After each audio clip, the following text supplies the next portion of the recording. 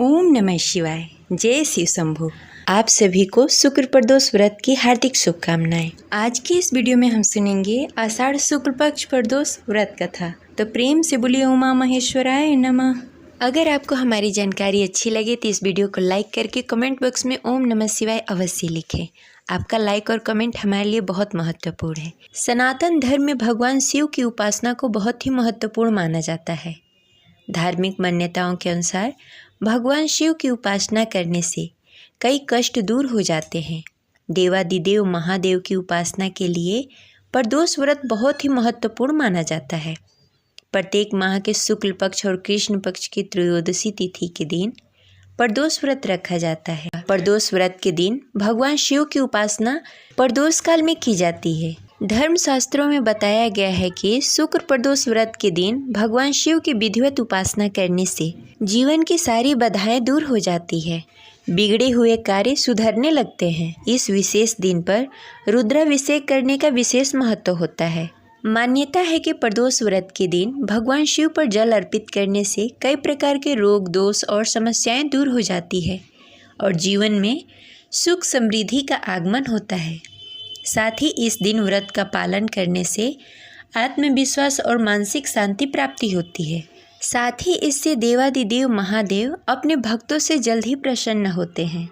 प्रदोष व्रत की पूजा प्रदोष काल में की जाती है। तो प्रदोष व्रत के दिन भगवान भोलेनाथ और माता पार्वती की विधिवत पूजा करें। हो सके तो भगवान शिव के मंदिर में जाकर भगवान भोलेनाथ और माता पार्वती की विधिवत पूजा करें। पूजा करते समय ओम नमः शिवाय मंत्र का जाप करते रहें।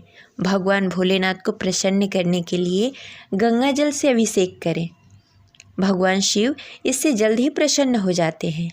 इसके साथ भगवान भोलेनाथ की शिव चालीसा पढ़ें, आरती करें और प्रदोष व्रत कथा पढ़ें या सुने। इसके बाद भगवान भोलेनाथ और माता पार्वती को ध्यान में रखते हुए रात्रि जागरण करें। अब चलिए सुनते हैं प्रदोष व्रत कथा। कथा शुरू करने से पहले कमेंट बॉक्स में लिखें जय शिव शंभु। चलिए सुनते हैं शुक्र प्रदोष व्रत कथा। शुक्र प्रदोष व्रत की कथा के अनुसार एक नगर में 3 मित्र रहते थे, राजकुमार, ब्राह्मण कुमार और धनिक कुमार। राजकुमार और ब्राह्मण कुमार दोनों विवाहित थे। कुछ समय बाद धनिक कुमार का भी विवाह हो गया, लेकिन गौना शेष था, इसलिए धनिक कुमार की पत्नी अपने मायके में थी। एक दिन तीनों मित्र स्त्री की चर्चा कर रहे थे। तभी ब्राह्मण कुमार ने स्त्रियों की प्रशंसा करते हुए कहा, नारीहीन घर भूत का डेरा, यानी कि नारियों के बिना घर भूत का डेरा होता है। धनिक कुमार ने यह सुना तो तुरंत ही अपने पत्नी को घर लाने के लिए निश्चय कर लिया। धनिक पुत्र को उसके माता पिता ने समझाया कि अभी शुक्र देवता डूबे हुए हैं, ऐसे में बहू बेटियों को उसके घर से विदा करवा कर लाना शुभ नहीं माना जाता। लेकिन धनिक कुमार ने एक नहीं सुनी और ससुराल पहुंच गया। ससुराल में जाने पर भी सभी ने धनिक कुमार को समझाने का प्रयत्न किया, परंतु वह विदा कराने की जिद पर अड़ा हुआ था।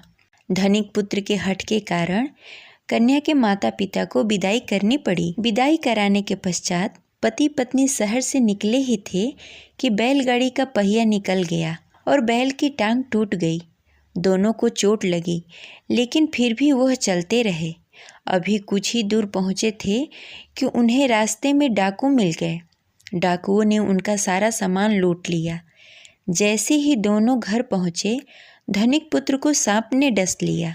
तुरंत ही उसके पिता ने वैद्य को बुलाया, तो वैद्य ने उसे देखने के बाद वैद्य ने बताया कि उसकी 3 दिनों में मृत्यु हो जाएगी। जब धनिक पुत्र के मित्र ब्राह्मण कुमार को यह खबर मिली तो वो धनिक पुत्र के घर पहुंचा और उसके माता पिता को शुक्र प्रदोष व्रत करने के बारे में बताया और उससे कहा कि इसे पत्नी सहित वापस ससुराल भेज दो। धनिक ने ब्राह्मण कुमार की बात मानकर पत्नी सहित ससुराल चला गया। वहाँ पर उसकी हालत ठीक होती गई, यानी शुक्र प्रदोष के महात्म्य से सभी कष्ट दूर हो गए। शुक्र प्रदोष के दिन यह कथा अवश्य पढ़नी तथा सुननी चाहिए। इस दिन कथा सुनने तथा सुनाने तथा कथा समाप्ति के बाद हवन सामग्री मिलाकर 11 या 21 बार या 108 बार ओम ह्रीं क्लीं नमः शिवाय स्वाहा मंत्र से आहुति दें। उसके बाद शिव जी की आरती तथा प्रसाद वितरण करें। उसके बाद भोजन करें। कहा जाता है कि शुक्रवार को प्रदोष व्रत सौभाग्य और दाम्पत्य जीवन के सुख समृद्धि भर देता है। यही कारण है कि आज के प्रदोष का काफ़ी खास महत्व माना जाता है। शुक्रवार के दिन पड़ने वाले इस प्रदोष व्रत से सुख समृद्धि मिलती है। ये रही आज की कथा। आपको कैसी लगी कमेंट बॉक्स में ज़रूर बताएं। मिलते हैं अगले वीडियो में, तब तक के लिए हर हर महादेव।